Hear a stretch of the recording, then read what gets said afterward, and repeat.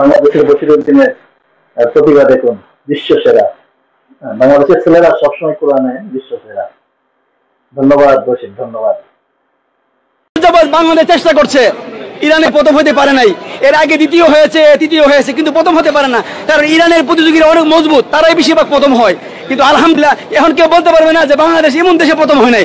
বাংলাদেশ সব দেশে গিয়ে প্রথম হয়েছে আলহামদুলিল্লাহ। দুবাই বলেন, সৌদি বলে, সৌদি আরবে আলহামদুলিল্লাহ আমাদের 7 জন ছাত্র গিয়ে পুরস্কার নিয়ে আসছে।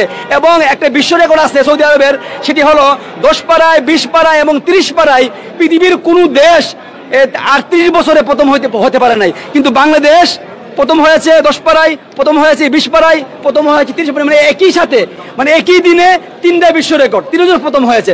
আমি মনে করি বাংলাদেশে এখন কোরআনে বিপ্লব চলছে, নীরব বিপ্লব, যেটি প্রকাশ করতে পারছি না আমরা।